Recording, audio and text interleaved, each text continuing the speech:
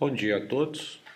Hoje nós vamos complementar a aula de HPV apresentada na semana passada, falando sobre as lesões provocadas pelo HPV, que nós chamamos de NIC, neoplasia intraepitelial cervical, que são lesões precursoras do câncer de colo uterino. Nós vamos falar sobre diagnóstico e tratamento dessas lesões. O desafio, como eu mostrei na semana passada, é manter um colo uterino normal, como observado à esquerda, evitando a progressão para o câncer de colo uterino da foto à direita. Para entender isso, nós precisamos entender a carcinogênese do câncer de colo do útero. Quando você observa nessa representação, uma representação gráfica, onde a linha escura é a membrana basal do epitélio do colo do útero e as bolinhas representam células. Para quem não conhece o desenvolvimento de um epitélio estratificado, a membrana basal tem a célula que se divide, essa célula desloca a célula que está acima dela e essas células vão, conforme a divisão no nível da membrana basal ocorre, vai deslocando as células que estão acima dela. Com esse intervalo de tempo entre as células ter sido formada junto da membrana basal e atingir os níveis superficiais, a célula vai sofrer um processo de diferenciação. No caso do colo do útero, essa diferenciação é bastante clara, bastante evidente, com alterações na relação do núcleo citoplasma, a célula no nível superficial do epitélio, as células diferenciadas têm núcleos bastante pequenos em relação ao citoplasma, um citoplasma que pode responder de forma variada à coloração, dependendo da fase do ciclo e da fase estrogênica ou progestagênica, ela vai adquirir colorações distintas. Essas células bem diferenciadas da superfície são a característica de um epitélio normal. Nessa representação, o que nós temos? Nós temos as três lesões precursoras do câncer de colo do útero, NIC1, o NIC2 e o NIC3. São os 3 graus de evolução das lesões precursoras do câncer de colo uterino. No NIC1, nós temos células atípicas representadas nesse esquema com a bolinha vermelha apenas junto da membrana basal. Células intermediárias representadas pela bolinha branca e na superfície mantendo a diferenciação celular com as células representadas com a bolinha verde. No NIC2, nós temos já um aumento do grau de atipia, as células são mais imaturas, com atipias já atingindo o terço médio do epitélio, porém ainda preservando um grau de diferenciação no nível superficial do epitélio. E a última, a NIC3, já é essencialmente o carcinoma in situ do colo uterino, onde você tem células com atipia em todos os níveis do epitélio, até o nível da superfície, com raras ou ausência de células diferenciadas no nível superficial. Isto seria o que se vê na histologia. E o que é importante é entender como esse processo ocorre. Por que você tem, no nível do epitélio basal da NIC1 as células atípicas, NIC2 até o terço médio, NIC3 em toda a extensão do epitélio? Essencialmente, como eu expliquei na aula de HPV, o HPV como um retrovírus vai provocar mutações puntiformes. Essas mutações vão resultar em células filhas que podem ser metabolicamente viáveis ou não. Se ela for metabolicamente viável, nós temos por probabilidade a chance de ter uma mutação em um ponto do DNA que não seja relevante, mas podemos ter mutação de um ponto do DNA que promove outras alterações. Alterações na diferenciação, alterações na expressão fenotípica do epitélio como um todo e do estroma adjacente, preparando o microambiente que vai resultar em um câncer. Aqui no nível do NIC1, nós temos ainda uma célula numa fase inicial desse processo, com poucas atipias, com poucas mutações, Conforme o tempo evolui e essa paciente não seja tratada, ela pode evoluir para o NIC2, onde eu tenho novas mutações. Então já tenho uma célula com um fenótipo completamente diferente, já com múltiplas mutações, perdendo características do epitélio normal, perdendo a capacidade de sofrer uma diferenciação completa. No NIC3, esse processo evolui mais ainda e há uma perda importante da capacidade de diferenciação. A célula com NIC3 tem múltiplas mutações, ela tem a possibilidade de já estar desenvolvendo e expressando genes que são genes expressos no câncer, gene para perda da adesão celular, gene para alteração de enzimas que possam vir a destruir a membrana basal e provocar a invasão, caracterizando o câncer, genes que podem alterar angiogênese, uma série de genes já podem estar mutados na célula do NIC3. Quanto tempo e qual o grau de mutação que uma célula NIC3 tem, é difícil saber sem fazer uma análise genômica ou imunohistoquímica desse epitélio. Porém, nós já temos um potencial de invasão e de aparecimento do câncer propriamente dito. O NIC3 é o carcinoma in situ do colo uterino. Hoje a gente utiliza com restrição o termo carcinoma in situ, deixando esse termo essencialmente para ser utilizado no epitélio do endocérvice, quando a gente fala, em vez de falar NIC3 do canal, como se falava no passado, ou NIC3 padrão adeno, como se falava no passado, hoje a gente fala em adenocarcinoma in situ, quando a gente quer se referir a uma lesão do canal endocervical, do epitélio endocervical, que é um epitélio colunar diferente desse epitélio representado aqui. No NIC1, nós temos na citologia e na histologia um padrão ainda muito semelhante ao padrão de um epitélio normal. Na citologia, vejam vocês que eu tenho múltiplas células com núcleos picnóticos, as células com citoplasma bastante amplo e o núcleo é um ponto dentro desse citoplasma. E vocês vão observar que conforme a lesão evolui, vai havendo alteração. Reparando nas células bem no topo dessa lâmina citológica, vocês percebem que já tem algumas células com núcleos mais volumosos do que as células do centro. Essas células têm um halo claro ao seu redor, esse halo chama coilocitose. E a coilocitose, ou que a célula que tem coilocitose a gente chama de coilócitos, né? Ela tem esse halo claro perinuclear, típico de ação de HPV. Essas células, vejam que elas já têm um núcleo mais evidente, a relação de tamanho entre o núcleo da célula alterada e da célula, essa célula no centro de cor mais rosa, que tem um núcleo, um ponto, vejam que o citoplasma é bem amplo e ela tem uma relação núcleo-citoplasmática bastante reduzida.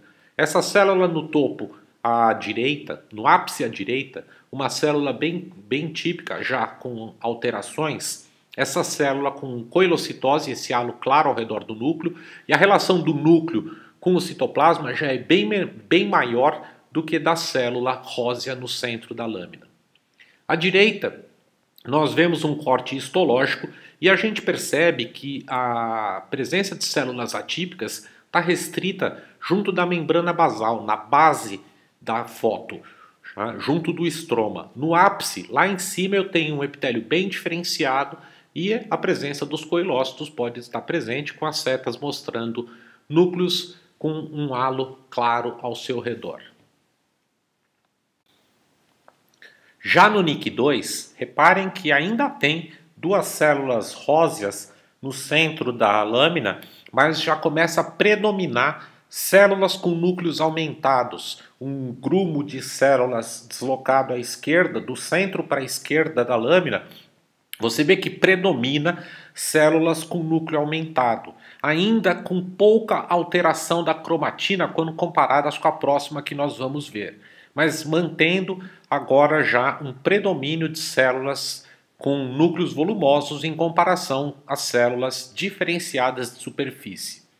À direita nós vemos dois cortes histológicos, um em pequeno aumento e um em grande aumento, No corte de pequeno aumento, a gente vê o vaso sanguíneo permeando esse epitélio. Esses vasos sanguíneos permeando o epitélio vão ser muito importantes para entender as imagens que se visualiza na colposcopia.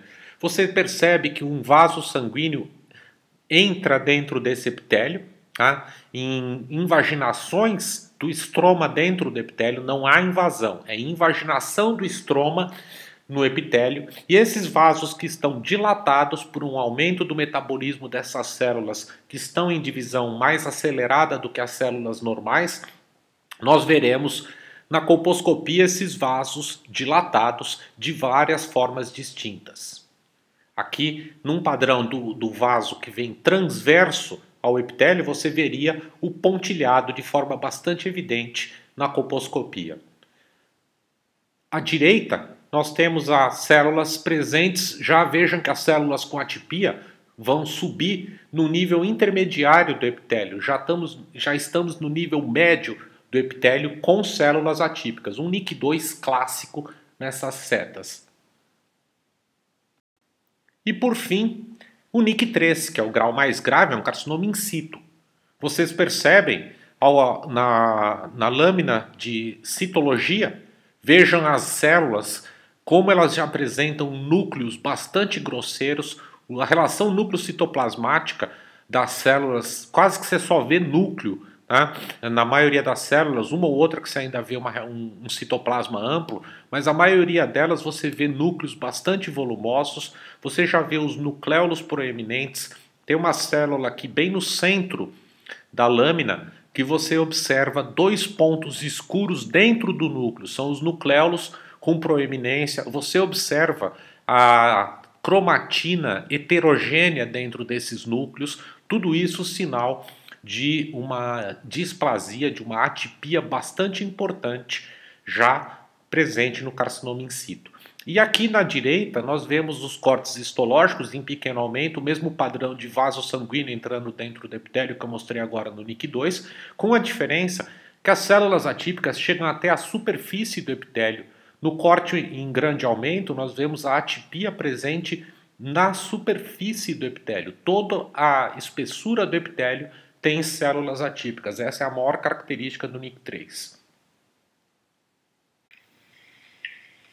Um aspecto muito importante na compreensão da evolução de uma lesão NIC é entender, primeiro, que a lesão NIC tem íntima relação com a carga viral de HPV. É muito importante, a gente pode comprovar isso em duas situações distintas. A primeira delas, que é muito comum, é a gestante. A gestação, nós sabemos que é imunossupressora, faz parte da fisiologia da gestação, a imunossupressão. E uma vez que a gestante tenha HPV, há um aumento da carga de vírus HPV durante a gravidez, graças à imunossupressão. Essa imunossupressão, com o aumento da carga de vírus HPV, vai provocar lesão NIC, e é muito comum que gestantes tenham lesão NIC. Tá? A gestante pode tanto ter a lesão de baixo risco quanto a lesão de alto risco. Aqui depende do tipo de HPV que ela tem, ou pode ter as duas inclusive. Tá? Lembrem-se que eu falei na semana passada que mais de um terço, até 50% das mulheres com HPV tem mais de um sorotipo de HPV. Então, uma vez que você tenha a imunossupressão da gravidez, aumenta a carga de vírus HPV, aparecem as lesões NIC. E qual é a conduta atual para a gestante? Nada a fazer, observar e aguardar o final da gravidez. Porque ao final da gravidez, com a gestante recuperando a sua imunidade, nós temos uma porcentagem acima de 80% delas com desaparecimento espontâneo das lesões NIC, mesmo as lesões NIC mais graves como NIC3.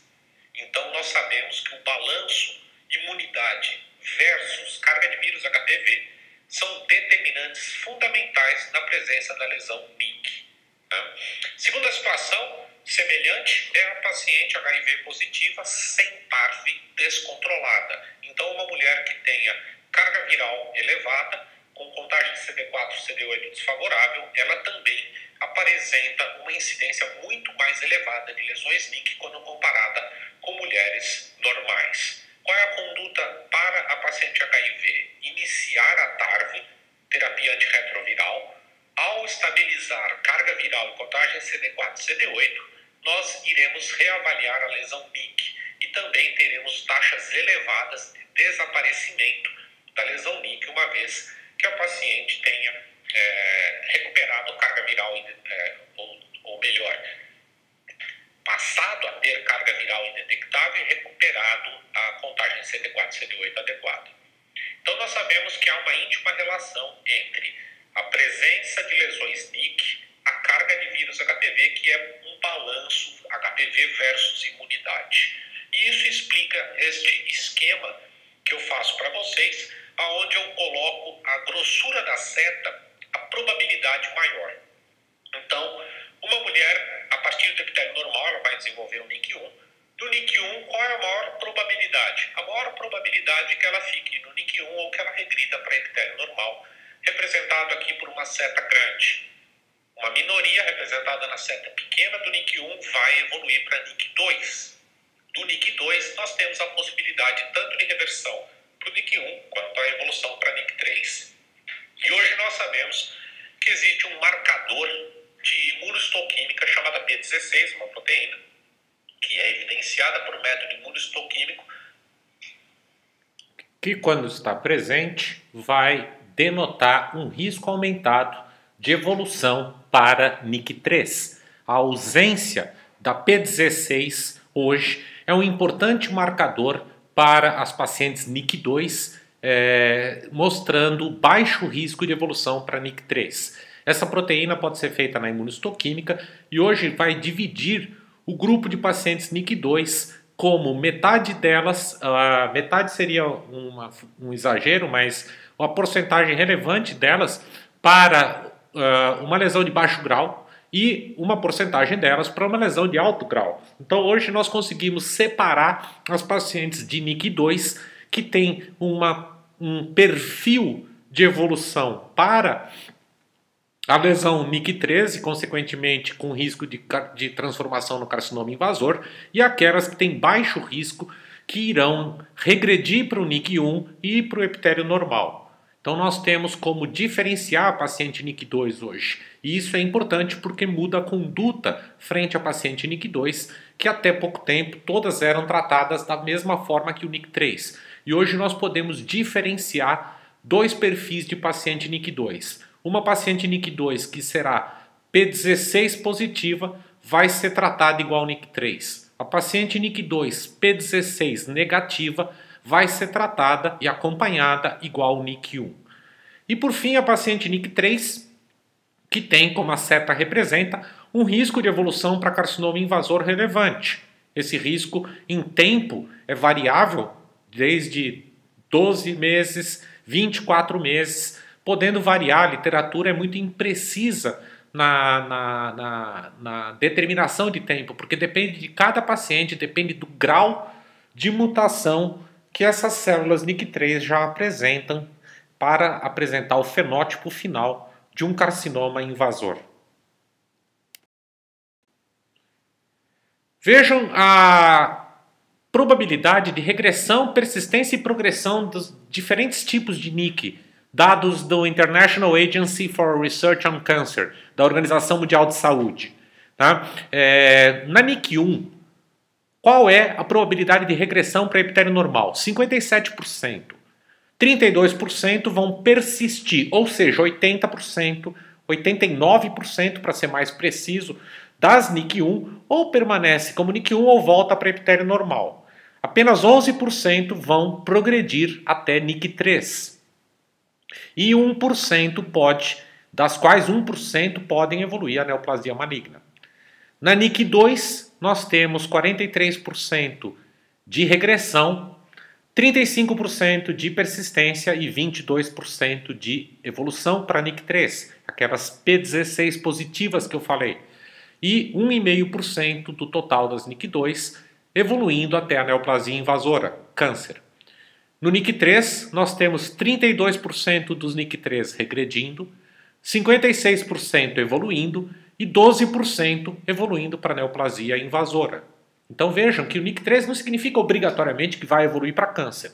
Mas nós não temos ainda um marcador preciso para diferenciar a paciente NIC3 que vai evoluir para câncer, esses 12%, dos 88% que vão persistir ou regredir. Então, não tendo esse marcador, nós temos que tratar todas as NIC3. Aqui, já dividindo, eu vou falar daqui a pouco sobre essa divisão, sobre a uniformização da terminologia. Quando eu tenho a ASCOS, eu tenho regressão ao normal em 24 meses, 68,2%, 7,1% evoluindo para lesão de alto grau HSIL em 24 meses e progressão para neoplasia invasora em 24 meses, 0,3%. Na lesão de baixo grau LSIL, nós temos 47,4% regredindo ao normal, 20,8% evoluindo para HSIL, 0,2% para neoplasia invasora.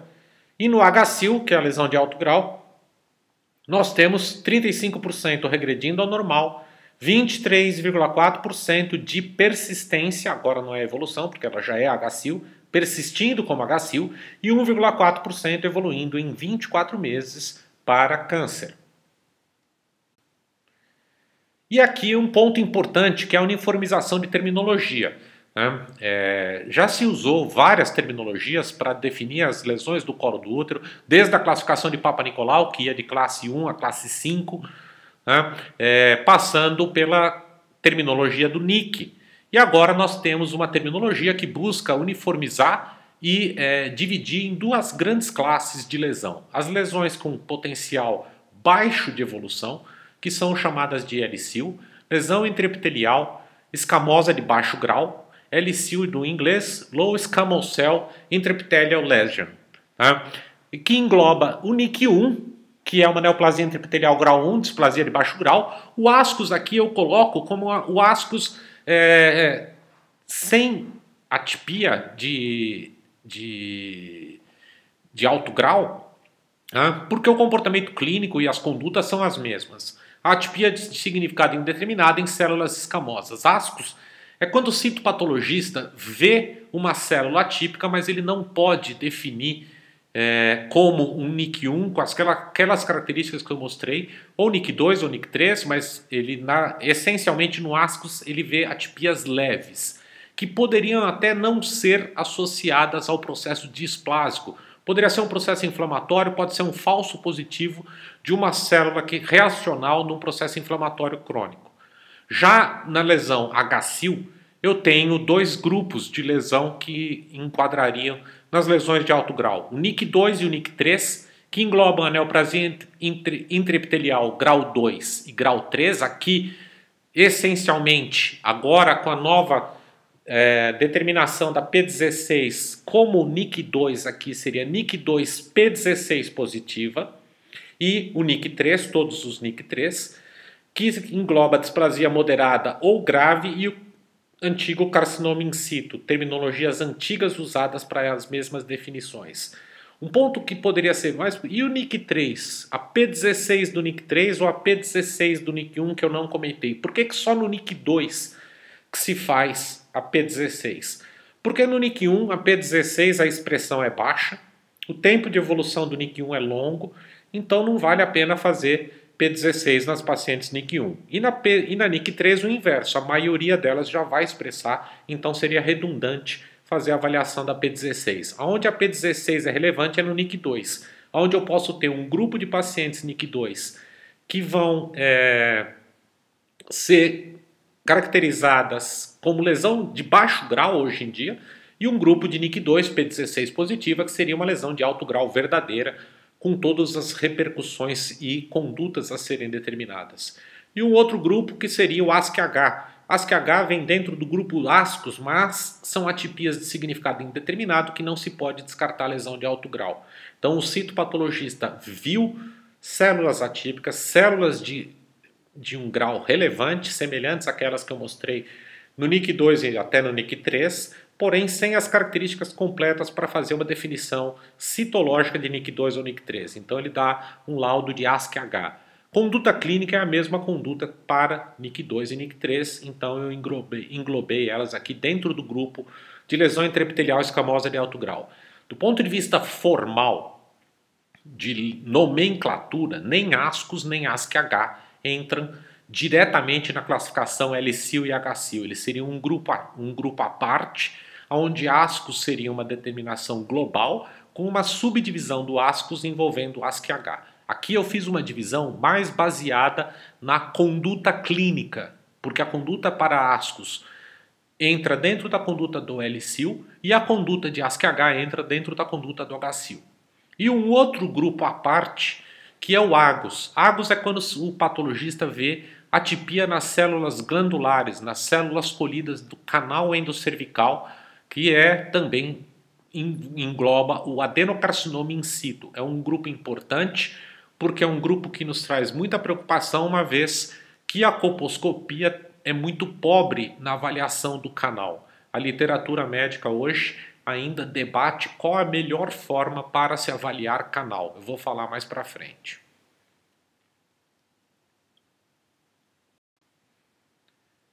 Agora nós vamos falar sobre o rastreamento do câncer de colo do útero e as bases racionais para o rastreamento do câncer de colo do útero. Por que começar em determinada idade? Por que estabelecer um padrão de intervalo A, B ou C?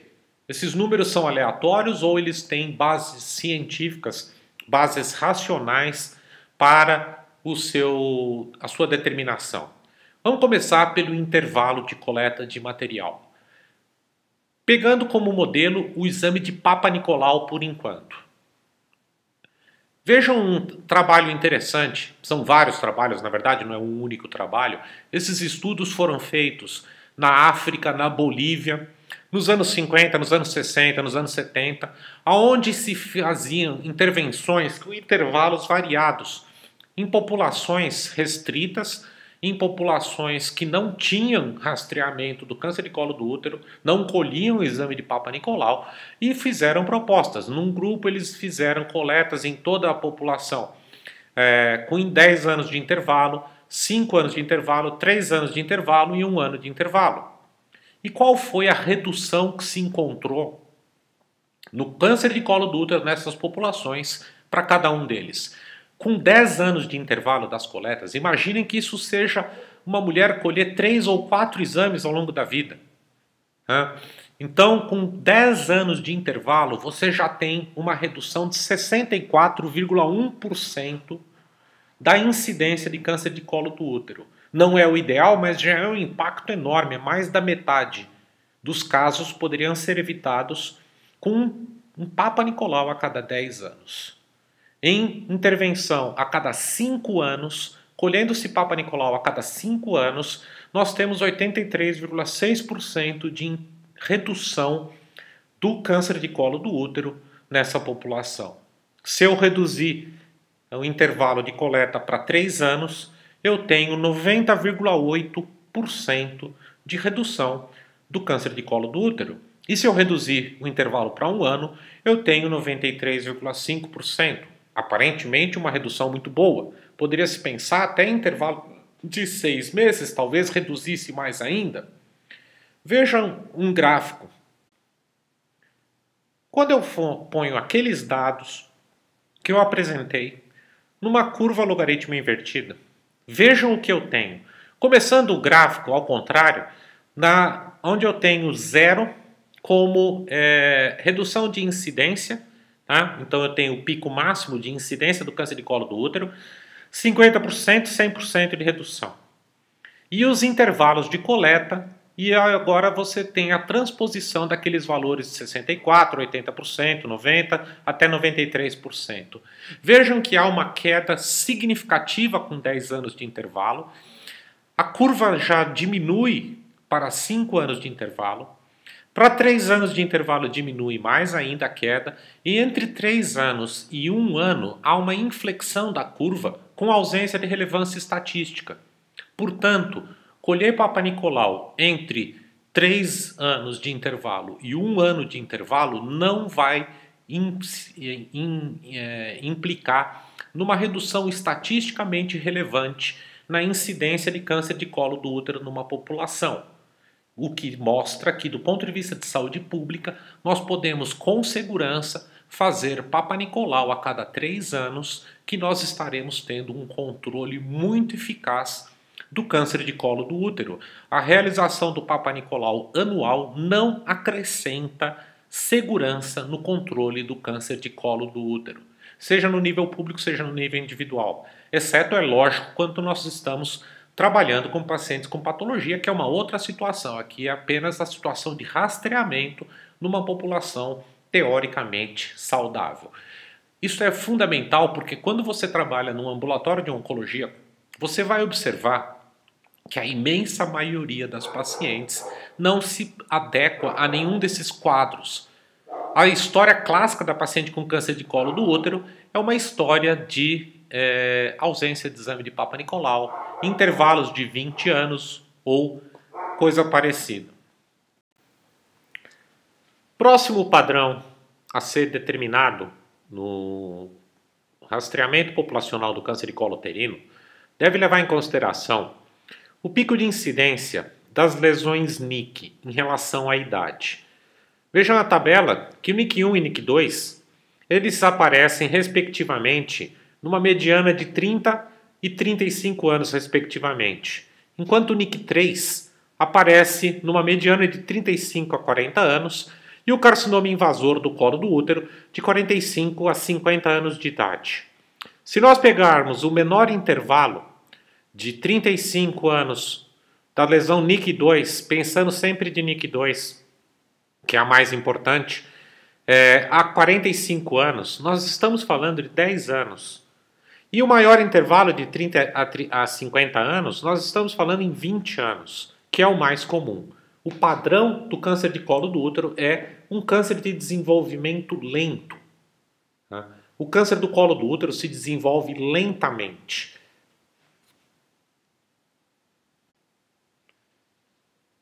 Baseado nos dois aspectos que eu mostrei, nós vamos ter o rastreamento populacional definido pelo Sistema Único de Saúde Brasileiro, pelo Ministério da Saúde, que segue princípios racionais. Faixa de cobertura determinada com a revisão de 2016, ampliou a faixa de cobertura no extremo de idade, mas inicia-se aos 25 anos até 65 anos de idade. No protocolo de 2011 era até 60, foi ampliado a 65 anos de idade. Periodicidade de exames. Inicia-se com 25 anos 2 exames anuais, os 2 primeiros exames são anuais, e esses exames estando normais, passa-se a fazer os exames a cada 3 anos. Então a mulher vai realizar um exame com 25 anos, estando normal um exame com 26 anos, estando normal ela passa a fazer a cada 3 anos. Então 29, 32, 35 e assim subsequentemente. População-alvo, mulheres com vida sexual ativa, iniciada. Pós-menopausa, até 65 anos, mantém-se o Papa Nicolau até os 65 anos, lembrando da alta incidência de atrofia. Então, é uma recomendação do manual do Instituto Nacional do Câncer que, uma vez tendo alteração do exame de Papa Nicolau, previamente aos tratamentos determinados, deve-se instituir terapia com hormônio tópico para evitar o falso positivo do exame de Papa Nicolau. Gestantes. No passado, os manuais do Ministério da Saúde preconizavam o Papa Nicolau para todas as gestantes. Hoje, apenas as gestantes que estejam no período de recoleta. Então, se você tem uma gestante que tem Papa Nicolau do ano anterior ou de 2 anos antes do pré-natal, ela não tem indicação de coleta de Papa Nicolau. Ela só deve colher Papa Nicolau primeiro, se ela está na faixa de cobertura de idade 25 anos e se ela tem 3 anos ou mais do último exame de Papa Nicolau. Mulheres esterectomizadas. Se você tem uma paciente que fez a remoção do útero sem relação com lesões NIC no passado, ela não tem história de lesão NIC prévia, então ela tirou o útero por miomatose, por adenomiose, ou seja lá por qual motivo, ela não tem indicação de manter rastreamento. Isso é nível B de evidência. Encerra-se o rastreamento dessa paciente. Pacientes imunossuprimidas, por qualquer perfil de imunossupressão, usuárias de imunossupressores por transplante renal, por doenças autoimunes, seja lá qual for o motivo de uso de imunossupressores ou imunossuprimidas por patologias diretas, o rastreamento é semestral e depois anual. O quanto tempo de exame semestral, a literatura tem algum grau de conflito e o próprio manual do Ministério da Saúde é dúbio, ele não estabelece um prazo. Normalmente a gente faz 2 anos de exame semestral e depois exame anual. Nestas pacientes, o exame anual deve ser feito enquanto persistir o quadro de imunossupressão. Variações ao rastreamento populacional realizado no Brasil. Os países desenvolvidos hoje estão substituindo gradativamente, o primeiro deles foi a Austrália, seguido pelo Reino Unido, os países nórdicos, né? Recomendação do ACOG, American College of Obstetrics and Gynecology, substituindo o Papa Nicolau tradicional, colhido em lâmina, por citologia em meio líquido e HPV teste, que é o HR-HPV, que é High Risk HPV. Né? Então você faz uma coleta em meio líquido, não colhe mais com lâmina, você não põe material na lâmina, você colhe do material do endo, a coleta é a mesma, só que em vez de colocar o material na lâmina, você coloca isso, existe um frasco líquido, que você vai passar o material para esse frasco líquido, e o frasco líquido vai para o laboratório, onde ele é centrifugado e montada a lâmina para coloração específica e material para a realização do HR-HPV.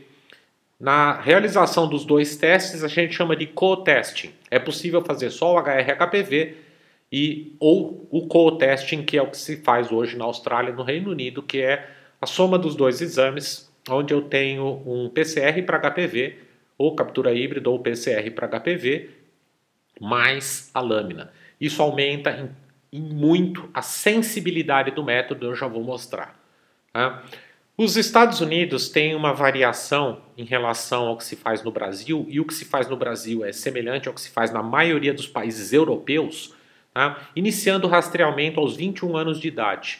A última revisão do United States Preventive Services Task Forces, publicada no JAMA em agosto de 2018, mudou alguns aspectos e algumas recomendações, mantendo a idade de 21 anos. Essa idade de 21 anos, a eficácia desse rastreamento de 21 anos a 25 é questionável com aumento de falso positivo. E muitas dessas pacientes terão reversão espontânea das lesões por imunidade ao HPV.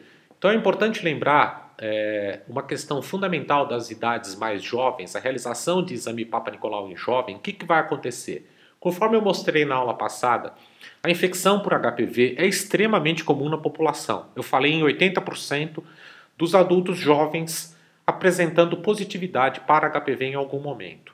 E você fazendo Papa Nicolau nessas pessoas, você vai detectar a infecção pelo HPV, manifestações que não irão evoluir, que irão reverter espontaneamente. E esse resultado não é um falso positivo, porém ele pode acarretar condutas que são inadequadas. Eu vou falar mais para frente sobre as consequências das condutas que nós tomamos frente às lesões HPV e frente às lesões NIC principalmente.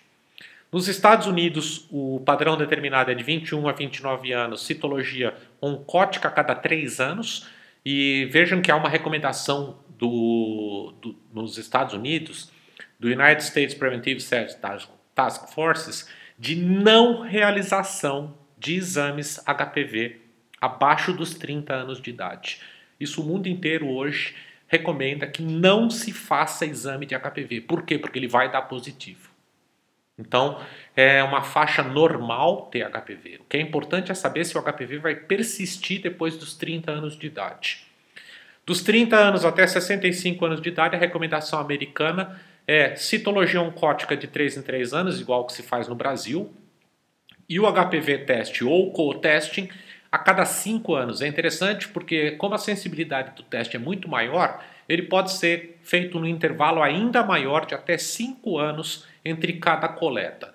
Não restringe apenas a quem tem vida sexual, também com nível C ou B de evidência. Tá? As evidências não são sólidas para se fazer exame preventivo em mulheres sem vida sexual ativa. Aqui pensando numa possível transmissão vertical não solucionada do HPV, não eliminada. A probabilidade de você ter uma lesão nessas condições é extremamente baixa. A incidência populacional de câncer nessa população é muito baixa. Então, a justificativa para essa recomendação é questionável. Aqui a diferença entre sensibilidade e especificidade para o Papa Nicolau, a citologia convencional, o HR-HPV isolado, só o exame de HPV, e o co-testing que junta os dois, junta a citologia e o HR-HPV. Tá? Então vejam que a sensibilidade do Papa Nicolau, é baixa. Sensibilidade de 55% a 61,3%. Por isso ele é feito a cada 3 anos. Por isso tem que se repetir com maior frequência, já que a sensibilidade do exame é baixa.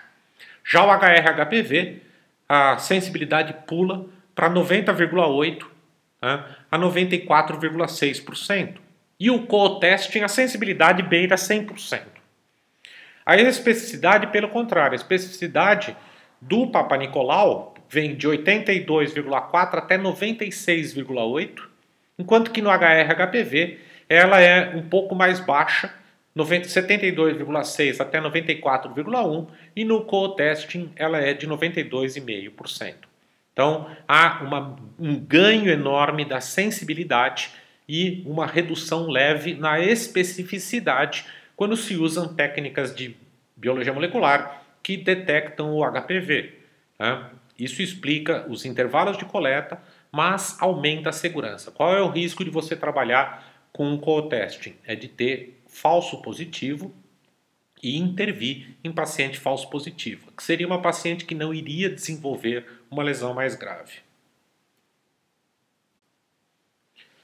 Finalmente, interpretação dos resultados do exame de Papa Nicolau, né? Aqui ainda baseado exclusivamente no Papa Nicolau. Eu vou fazer um parênteses depois sobre a interpretação do co-testing.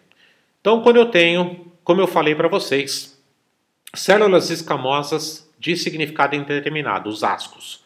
Tá? Quando eu tenho a divisão clássica do ascos sem a presença de lesão de alto grau, eu tenho uma divisão por faixa etária.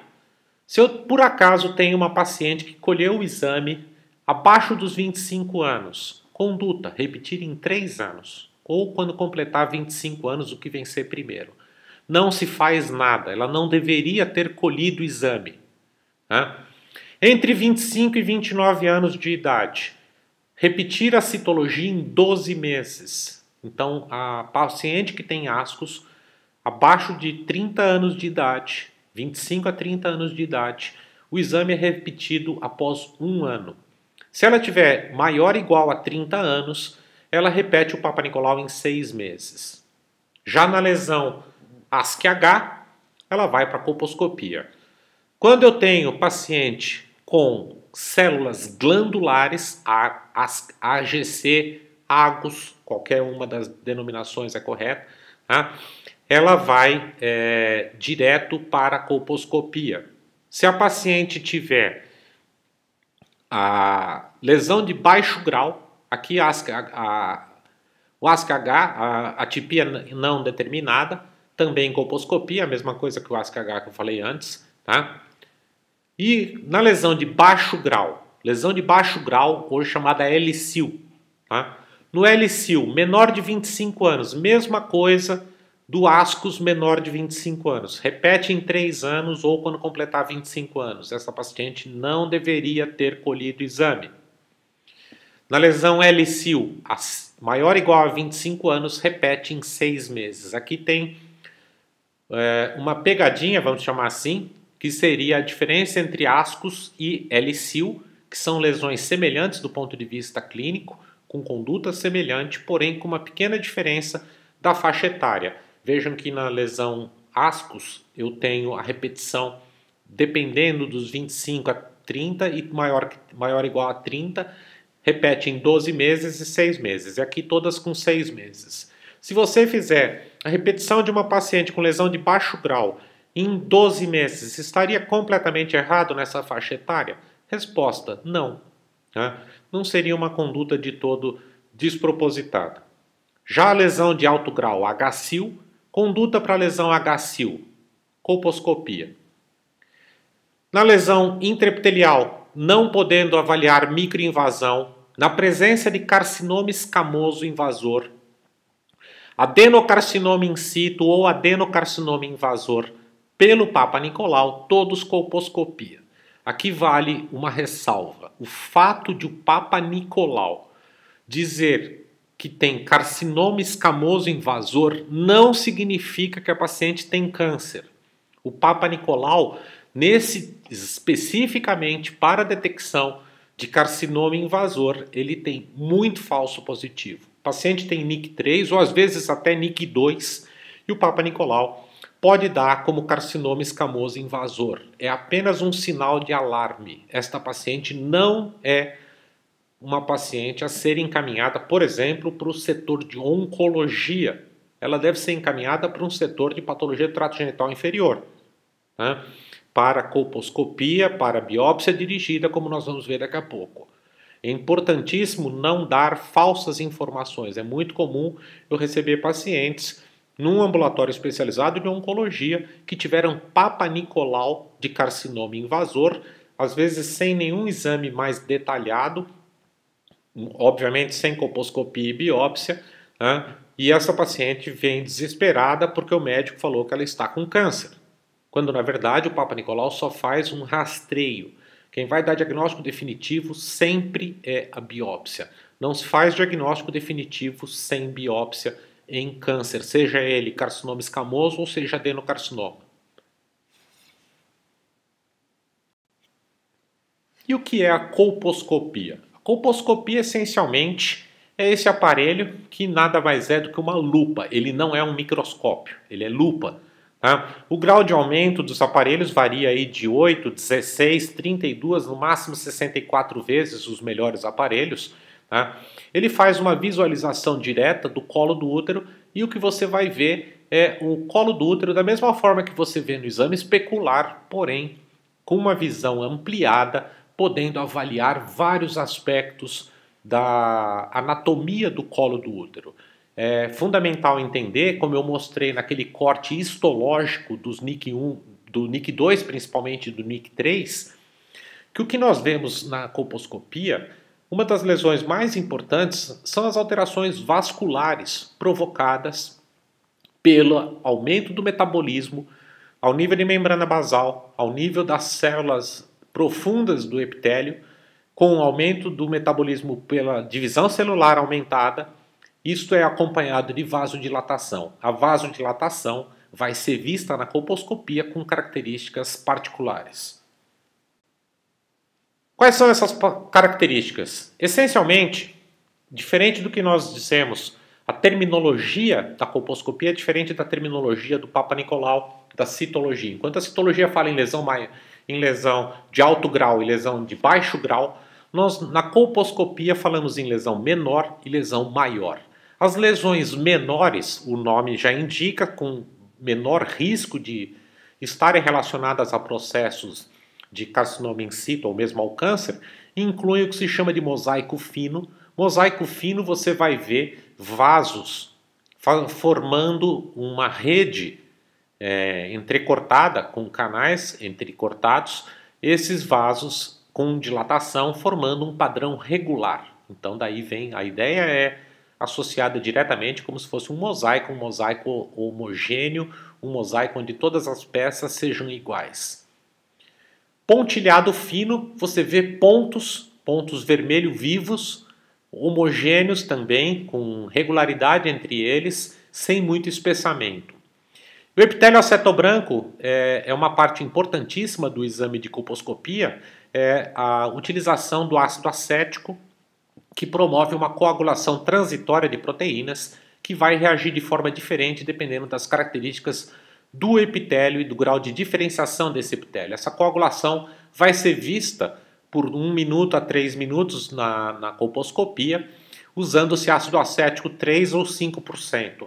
E nós vamos ver o aparecimento dessas lesões que são transitórias, né?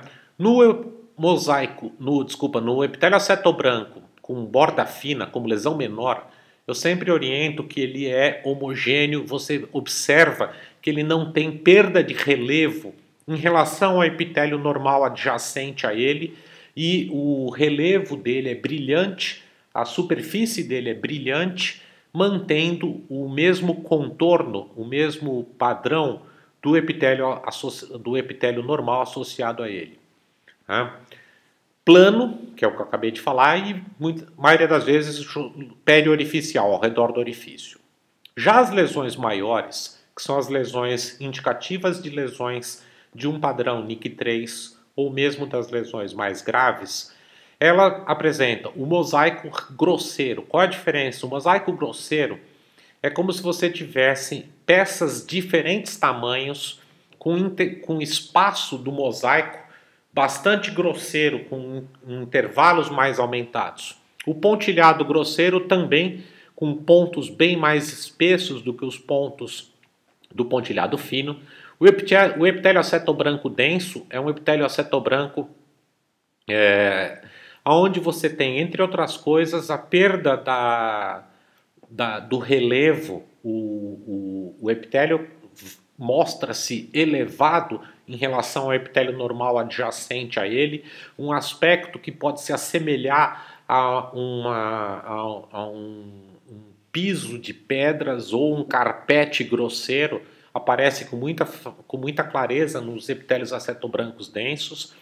O epitélio acetobranco de aparecimento muito rápido, você passa e ele rapidamente fica visível. Às vezes, mesmo sem estar olhando no colposcópio, você já vê uma área aparecendo com branqueamento rápido após a aplicação do ácido acético. Orifícios glandulares espessados, margem demarcada do epitélio acetobranco. Então, tudo isso é uma característica dos epitélios acetobrancos de alto risco. Sinal de margem interna e leucoplasia. A leucoplasia, ela tem um aspecto semelhante ao epitélio acetobranco, porém sem ter passado epitélio acetobranco. Eu valorizo muito leucoplasia, é uma área que me dá muita preocupação. Ela se intensifica quando você passa o ácido acético, mas ela já está presente antes da passagem do ácido acético. E por último, suspeita de invasão, suspeita de câncer. Quando você tem vasos atípicos, erosão e ulceração e lesão vegetante, que são sinais clínicos bastante evidentes, sem colposcopia, às vezes só com especular você já vê lesões dependendo do tamanho da lesão. Algumas representações de lesões. Vejam aqui uma zona acetobranca à esquerda. A seta mostra uma área, depois da aplicação do ácido acético, ficou mais branca do que o epitélio adjacente a ela. O que eu sempre mostro com relevância é que você observa que essa área, ela mantém o contorno, ela mantém o plano do epitélio normal adjacente a ela só ficou mais clara. Ela não tem um aspecto grosseiro, ela é brilhante, ela mantém ainda o contorno e não tem um aspecto de irregularidade na superfície. O relevo dela é um relevo homogêneo. Na foto da direita, nós vemos o pontilhado fino. Vejam esses pontinhos vermelhos, são vasos sanguíneos vistos num corte transversal a eles. A diferença do mosaico e do pontilhado é essa. O mosaico você está vendo o vaso longitudinalmente e no pontilhado você está vendo o vaso transversal. Esses vasos transversais são um pontilhado fino. Essas lesões são lesões menores, indicativas muito provavelmente de lesão do padrão NIC1. Em contrapartida, aqui nós temos a presença de outros padrões de alteração. Na A e B nós vemos vasos típicos, vasos às vezes de padrão inflamatório. Tá? Na C nós vemos um pontilhado fino igual eu mostrei na foto anterior com uma zona setobranca não descrita, tá? Uma zona setobranca plana, sem grandes alterações. Enquanto na D e na E eu vejo um mosaico fino, aquele padrão que eu falei, onde eu tenho um padrão de homogeneidade, como se eu tivesse montado um mosaico com espaços homogêneos entre as diferentes peças. Na foto E, você já vê que além do mosaico você tem uma área mais importante. A seta demonstra no ápice da foto um vaso de aspecto atípico, tortuoso, tá? Já um vaso de risco. E na foto F, uma lesão bastante séria, é uma lesão acetobranca grosseira. Aqui não está descrito, mas tem orifício espessado, vasos atípicos. Vejam, no ápice da foto tem pelo menos 4 vasos com tortuosidade, calibres variados. Aqui não tem nenhum vaso com stop grosseiro, mas tem 4 vasos atípicos. O padrão dessa zona acetobranca, diferente da outra, ela é irregular. Vejam que o relevo dela já é um relevo heterogêneo, lembrando como se fosse um carpete. Tá? Então esse aspecto é um aspecto bastante importante na diferenciação da lesão menor para a lesão maior. E finalmente, como é que nós vamos correlacionar os achados da citologia e da colposcopia para determinar a conduta? Nós temos 2 situações importantes. Primeira das situações, a convergência de dados e a segunda, a discrepância de achados. Então, pegando o Papa Nicolau versus a colposcopia. Lembrando que lesão alto grau e baixo grau é Papa Nicolau, lesão maior e menor é colposcopia. Na convergência de dados, eu tenho 2 possibilidades. A convergência de lesões graves e a convergência de lesões de baixa gravidade. Então, se eu tenho lesão de alto grau no Papa Nicolau, ou seja, NIC 2, NIC 3, e lesão maior na colposcopia, qual é a conduta definida hoje? É o que se chama ver e tratar. Esta paciente vai direto para a realização do CAF, exceto se ela tiver menos de 25 anos de idade ou se ela for gestante. Pacientes acima de 25 anos, pacientes não grávidas vão diretamente para a terapia definitiva. O CAF não é obrigatório, eu vou falar daqui a pouco que existem exceções à realização do CAF, mas ela vai ser tratada, pode não ser por CAF. Tá? Na lesão de baixo grau e lesão menor, então eu tenho uma lesão de baixo grau no Papa Nicolau com lesão menor na colposcopia, tudo indicando um perfil NIC1. Qual é a conduta mais atual? Diferentemente do que está no manual do Ministério da Saúde, que ainda orienta a realização de biópsia nessas pacientes, a conduta mais atual, já de 2016 para cá, já mudou, que é o segmento colposcópico. Não se faz mais biópsia quando eu tenho lesão de baixo grau e lesão menor nessas pacientes. Ela deve ser seguida com Papa Nicolau e citologia a cada 6 meses. Já nos casos em que eu tenho discrepância de achados, ou seja, um invertido em relação ao outro, ambos vão para biópsia dirigida. Quais são essas possibilidades? Papa Nicolau com lesão de alto grau, ou seja, o Papa Nicolau indicando NIC 2 ou NIC 3, porém a colposcopia encontra apenas lesões menores. Eu vou fazer a biópsia dirigida na área de máxima lesão que eu encontrar. O inverso também pode acontecer. Papa Nicolau com lesão de baixo grau, porém com colposcopia mostrando lesão maior. Então, o Papa Nicolau mostrando, por exemplo, NIC 1, mas na colposcopia eu tenho uma zona setobranca grosseira, um pontilhado ou um mosaico grosseiro. Eu vou fazer biópsia dirigida nessas áreas. Um ponto importante que eu não comentei ainda: quando é que você iria fazer colposcopia no NIC 1? Naquele quadro que eu mostrei das condutas, a gente fala em repetir exame para NIC 1 ou para ASCUS. Tá? Dependendo da faixa etária do ASCUS, repetir em 12 meses ou em 6 meses, no NIC 1 repetir em 6 meses. Porém, quando você repete o exame e o exame novamente dá resultado positivo, mostrando novamente NIC 1, ou pode até ser que ele tenha piorado, tá? Essa paciente, mesmo que o exame permaneça como NIC 1 ou permaneça com ascos, aí ela deve ser encaminhada para uma unidade de referência para a realização da colposcopia. Então, a colposcopia também é realizada em pacientes com NIC 1, porém, apenas quando o segundo Papa Nicolau vem com alteração. Se vocês pegarem aquele quadro que eu mostrei anteriormente, para NIC 2, NIC 3, lesões do canal, AGC ou AGOS, tá? Suspeita de microinvasão ou invasão, sempre encaminha direto para a colposcopia. Já para paciente com NIC 1 ou paciente com ascos, quando é o primeiro exame alterado, você repete o exame dentro daquela postura que eu orientei. Essas pacientes devem permanecer na unidade de saúde de origem na realização de um novo exame. Se o novo exame vier alterado, aí sim o médico da UBSF deve encaminhá-la para uma unidade de referência de realização de colposcopia. Uma terceira possibilidade que eu ainda não comentei, e essa possibilidade é uma possibilidade que me deixa muito preocupado, é quando eu tenho ausência de achado colposcópico em pacientes com Papa Nicolau alterado, obviamente em especial se o Papa Nicolau for com lesão de alto grau. Tá?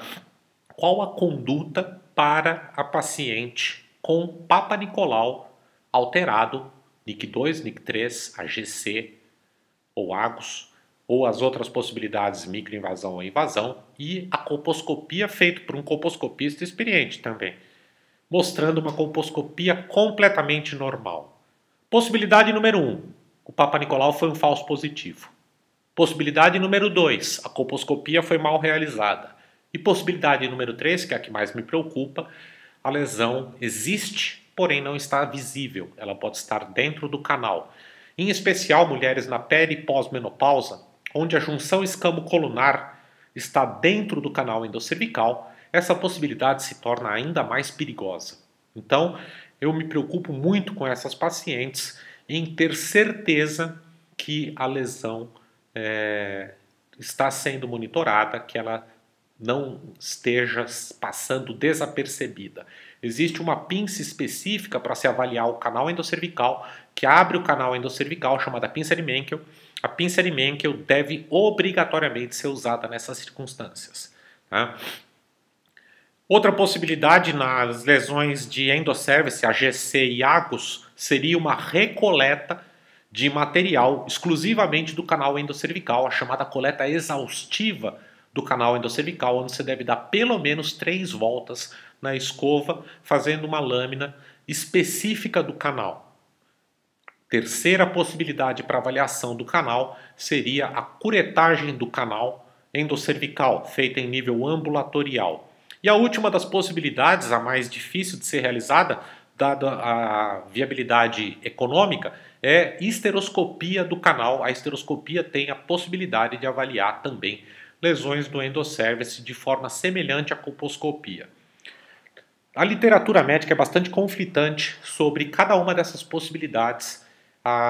O simples acompanhamento, coleta exaustiva do canal, que é a mais utilizada e a mais recomendada na literatura, e é o que eu faço, a curetagem de canal e a esteroscopia de canal. Cada uma delas com seus prós e seus contras. Lesão endocervical, lesão do epitélio glandular, é sempre uma lesão preocupante.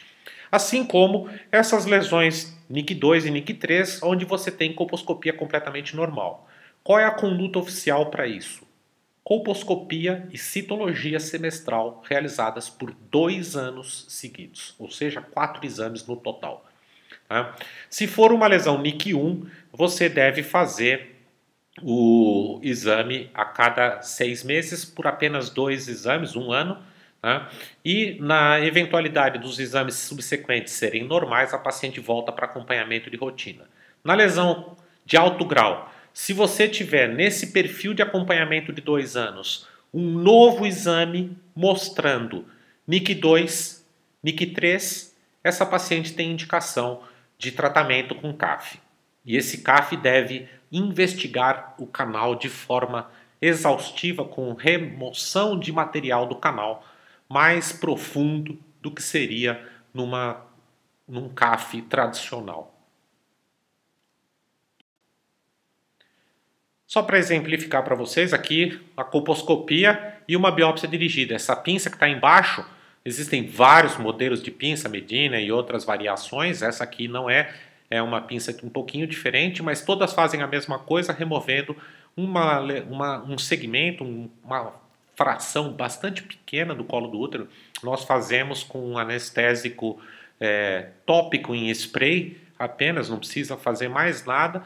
É bastante tolerável, o sangramento é mínimo, a grande maioria das pacientes você tem um controle e uma biópsia bastante adequada da área de lesão vista na colposcopia.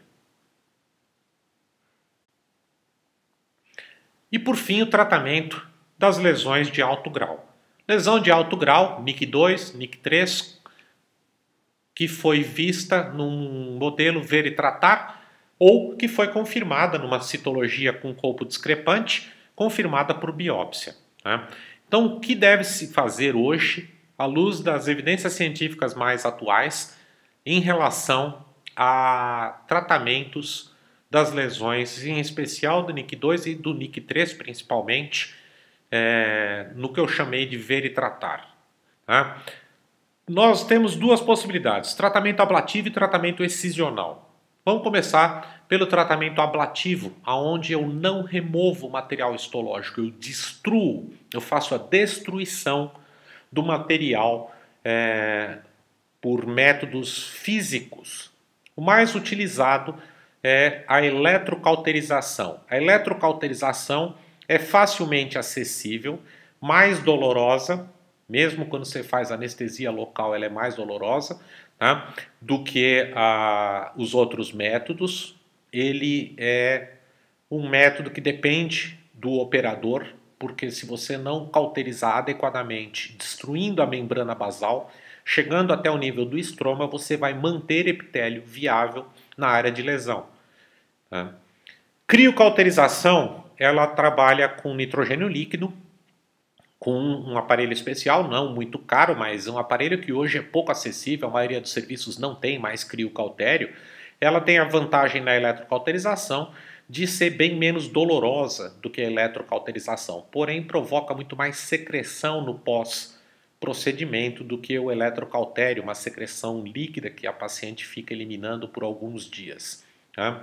A vantagem é que ela é menos dolorosa porque ela trabalha com uma queimadura pelo frio e não uma queimadura por estímulo elétrico. Quando você tem o eletrocautério, você tem contratura uterina pelo estímulo elétrico. E isso provoca muita cólica na paciente na realização do procedimento. E eu deixei por último o método ideal do ponto de vista técnico, porém caro e inacessível na grande maioria dos serviços públicos, que é o laser de gás carbônico. Por que o laser é o ideal? Porque o laser ele é quase que independente do operador. Uma vez você calibrando adequadamente o aparelho, a profundidade de destruição de tecido é dada pelo aparelho e não pelo peso da mão, como é no eletrocautério, ou pelo tempo de manutenção do eletrocautério numa determinada área. O laser ele faz isso automaticamente porque ele é calibrado para penetrar uma determinada profundidade de tecido e isso já vai chegar no estroma e destruir o estroma. Nós temos que passar da membrana basal, destruindo o epitélio além da membrana basal, que é em toda a área de epitélio que esteja alterada. Grande vantagem do tratamento ablativo em relação aos tratamentos cirúrgicos que eu vou explicar agora. Ele tem, a vantagem e a desvantagem dele são a mesma.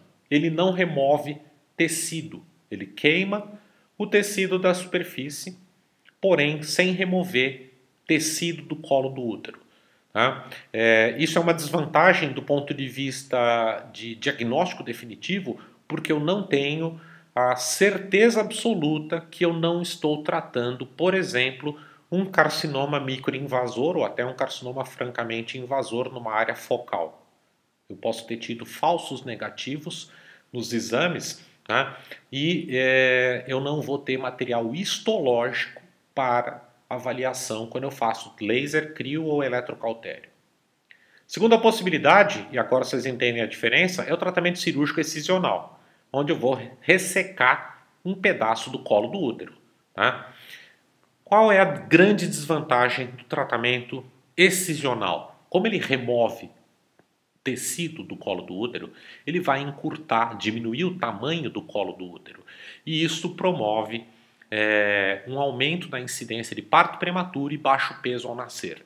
Desde uma primeira meta-análise britânica, que tem mais de 15 anos, tá?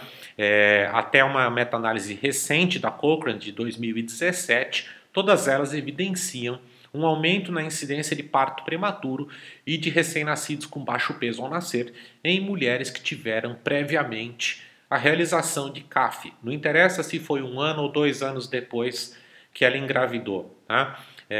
A persistência do risco de parto prematuro, quanto mais extensa for a ressecção pelo CAF, maior o risco de parto prematuro, porque houve maior perda de tecido do colo e ela pode ter incompetência estimo-cervical na gravidez e, no mínimo, parto prematuro.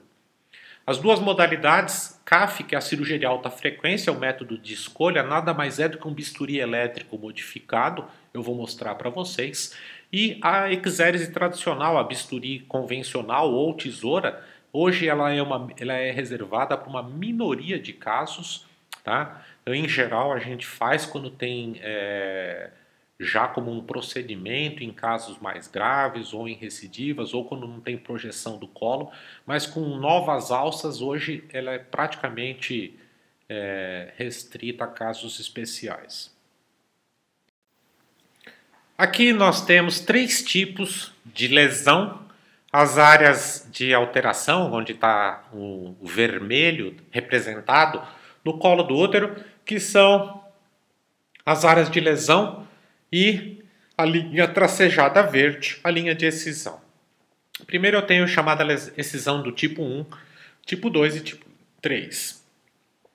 Na excisão do tipo 1, é obrigatório que eu tenha 2 condições. Primeiro, que a junção escamocolunar, a transição do epitélio escamoso para o epitélio colunar, seja completamente visível na colposcopia e que a lesão seja completamente ectocervical. A lesão está totalmente fora do canal. A profundidade de ressecção no CAF é de 1 centímetro a no máximo 1,5 centímetros. Então ele é superficial quando comparado aos outros métodos.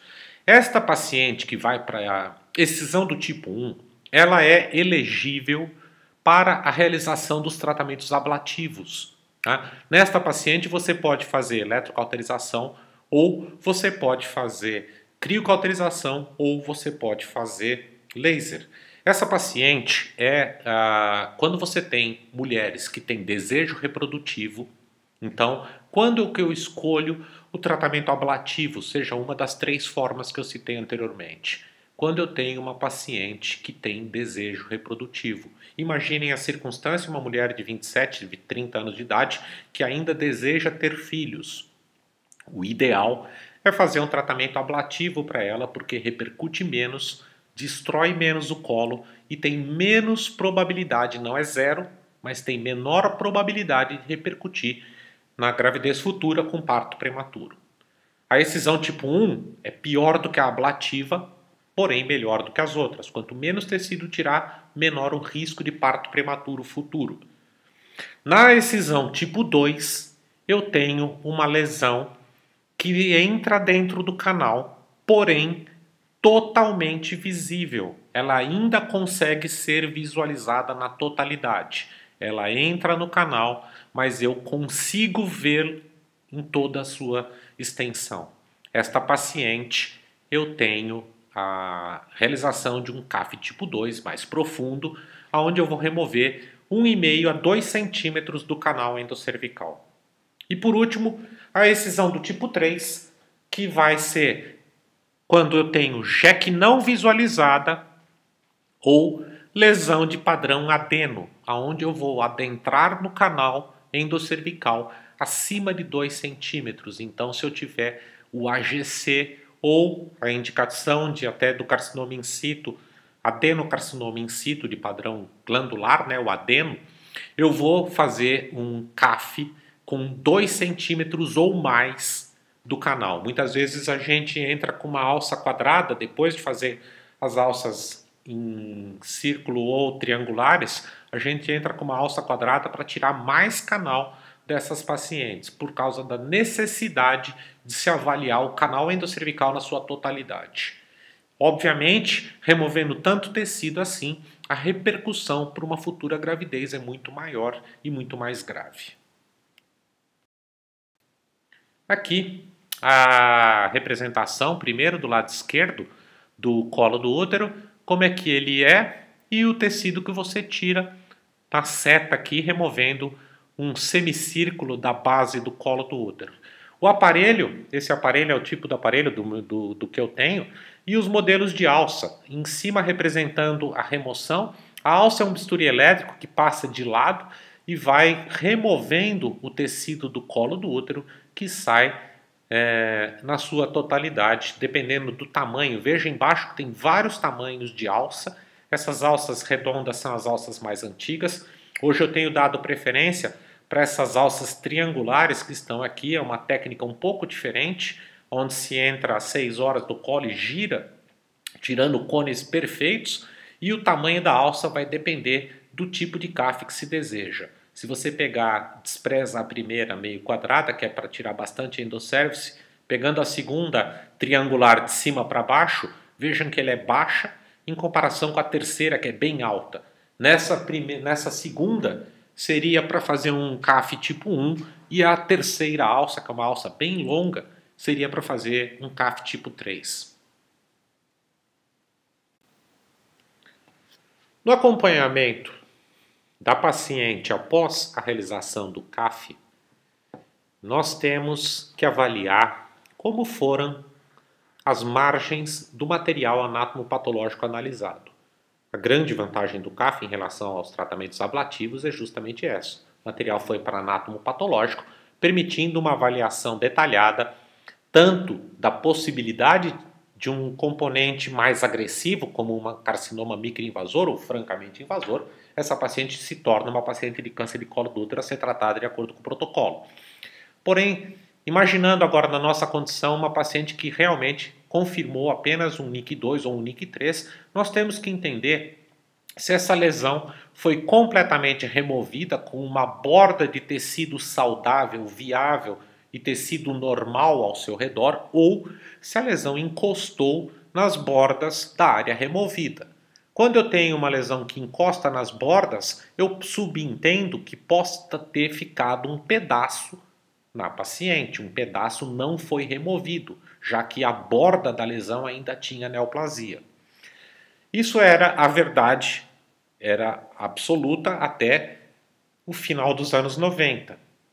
Quando se verificou que, ao reabordar essas pacientes, e é o que era feito até então, essas pacientes eram levadas para um novo procedimento para remover mais tecido, até 90% delas, a reabordagem mostrava ausência de neoplasia residual. E a pergunta é, o que aconteceu com aquele tecido que teoricamente tinha ficado para trás? Possibilidade número 1, que foi um erro do patologista na avaliação das margens.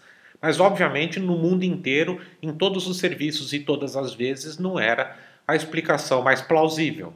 Segunda possibilidade, essa explicação seria bem mais lógica, é que o próprio procedimento, a eletrocauterização que se faz para estancar o sangramento quando se realiza um CAF, teria destruído o resto de tecido que ficou para trás. Plausível, mas nem sempre explicável, uma vez que você possa ter lesões mais amplas. E aí vem a terceira possibilidade, que é o próprio processo de reparação cicatricial. Vale lembrar que o processo de reparação cicatricial ativa células do sistema imune de forma importantíssima, e essas células vão diminuir a carga de vírus HPV, e isso por si só reduz a lesão NIC. Então o próprio processo de reparação cicatricial complementa o tratamento original. A partir daí, todos pararam de reabordar essas pacientes e elas voltaram a ser seguidas da mesma forma que as pacientes que tinham margem livre, apenas ampliando o tempo de acompanhamento dessas pacientes. Ao invés de acompanhar por 1 ano, essas pacientes passam a ser acompanhadas por 2 anos, de 6 em 6 meses, totalizando 4 exames. Importante que após o segmento semestral, tanto de 1 ano quanto de 2 anos, elas passam a ser acompanhadas anualmente, uma vez que ela fez um tratamento para NIC2 ou NIC3, até completar 5 anos. Se após 5 anos ela tiver normal, sem nenhum sinal de recidiva, ela volta a acompanhar de 3 em 3 anos, como qualquer outra mulher. Em qualquer uma das hipóteses, tanto do margem livre quanto da margem comprometida, se ela tiver Papa Nicolau ou colposcopia com alterações relevantes, NIC2, NIC3 no Papa Nicolau ou colposcopia com lesão maior, ela vai para um novo CAF. Já as pacientes com tratamento destrutivo, aqueles tratamentos ablativos, eletrocautério, criocautério e laser, o material, ou se ela tiver, e isso acontece muito em hospital-escola, material muito fragmentado, então o residente está aprendendo a fazer CAF, ele não sabe ainda tirar a peça por inteira, ele fragmenta e o patologista não tem como avaliar a margem. Ou se as margens estiverem inconclusivas, às vezes porque passou lentamente o cautério e queimou demais a margem, em qualquer condição, seja porque eu não tive avaliação, no caso dos tratamentos ablativos, ou porque o material foi inconclusivo, fragmentado, essa paciente faz o mesmo acompanhamento da paciente de margem comprometida, seguindo 2 anos de 6 em 6 meses. E, finalmente, possibilidades complementares do tratamento das pacientes com NIC. Em nível C de evidência, alguns estudos tentando usar imiquimod, né, em pacientes com NIC. A experiência mostra que os efeitos colaterais são muito intensos e a resposta é moderada. Então, ainda é uma terapia longe da efetivação. O que se tem feito na maioria dessas pacientes é vacinação convencional para as pacientes tratadas de NIC, nível B de evidência em mulheres abaixo de 40 anos, nível C para mulheres acima de 40 anos, inclusive com a nova vacina Gardasil 9. Para todas as vacinas, Gardasil, Cervarix e Gardasil 9 têm trabalhos científicos mostrando benefício nas pacientes tratadas de NIC. Você tratar a paciente, vacinar, mesmo que ela tenha uma idade mais adiantada, você tem benefício de redução da possibilidade de novos episódios de NIC. É óbvio que o CAF não eliminou o vírus HPV. O CAF eliminou a lesão provocada pelo vírus HPV. É possível que o vírus permanecendo, novas lesões ocorram no futuro. Então, a vacina vem ao encontro da possibilidade de reduzir as recidivas no futuro. O grande estudo que foi feito foi um estudo coreano que mostrou um aumento da latência do intervalo entre novos episódios e uma redução total do número de novos episódios em pacientes que foram vacinadas após CAF por NIC3. Intensificação de rastreamento com autocoleta de citologia e HR-HPV é uma outra possibilidade para populações afastadas, população rural. Nos Estados Unidos hoje está se desenvolvendo kits de autocoleta, a mulher iria coletar com cotonetes material do fundo vaginal para a realização de HR-HPV e Papa Nicolau. E a mais eficaz e a mais promissora é a vacina terapêutica anti-E6 e E7, diferente da vacina de profilaxia, a vacina anti-E6 e E7, o trial está em fase 3, com resultados bastante promissores no controle, aí sim, na erradicação dos efeitos provocados pelo HPV, porque ele inativa a proteína efetora mais importante, como eu demonstrei na aula passada. Obrigado a todos. Aqui várias referências bibliográficas do material abordado nas 2 aulas. Lembrando que todas essas referências estão disponíveis na internet, a maioria delas com acesso livre, desde as referências de HPV, passando pelas referências de tratamento do câncer de colo do útero. Obrigado e até logo.